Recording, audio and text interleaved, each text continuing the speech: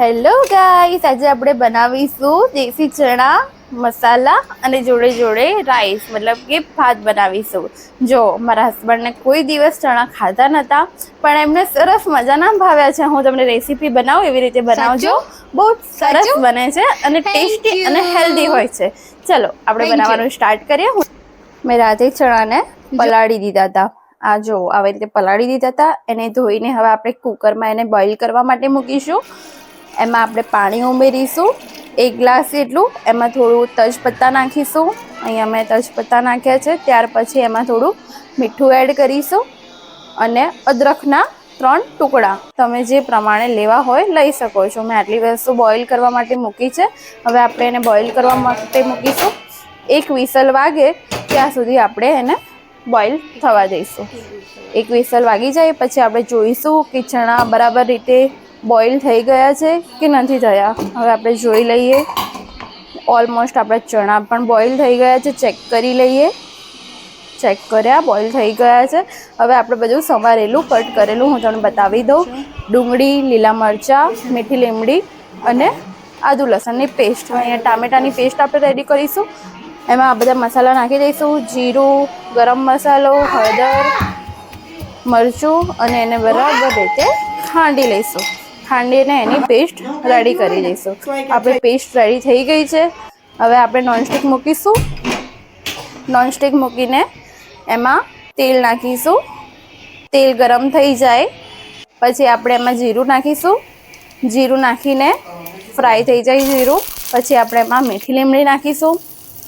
હિંગ નાખીશું. પછી આપણે જે સમારેલી ડુંગળી હતી એ નાખીને એને થોડી ફ્રાય થવા દઈશું. ફ્રાય થઈ જાય પછી આપણે એમાં લીલા મરચાં નાખીશું.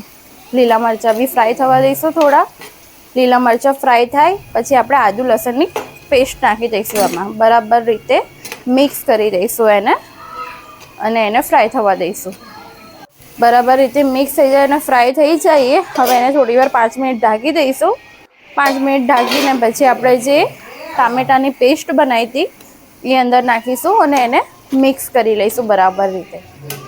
એને મિક્સ કરીને બરાબર રીતે એની અંદર હવે આપણે બોઇલ થયેલા આપણે જે ચણા હતા એ એમાં નાખીશું.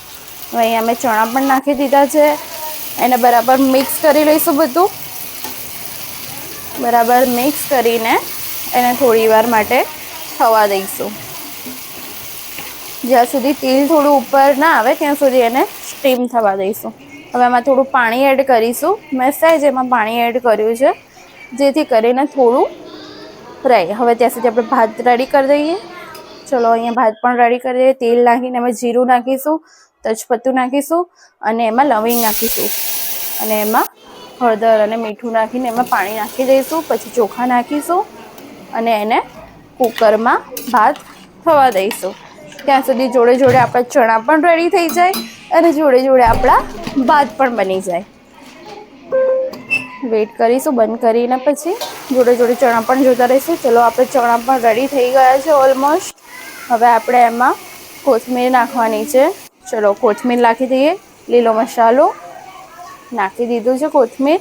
આપણા ચણા રેડી થઈ ગયા છે અને આપણા ભાત પણ બની ગયા છે. ચલો હવે ખાવાનું રેડી કરી દઈએ અને ખાવાનું આપણે પતિદેવને આપી દઈએ. ચાલો, મસ્ત લાગી ને રેસીપી. તમે પણ આ રીતે ટ્રાય કરજો.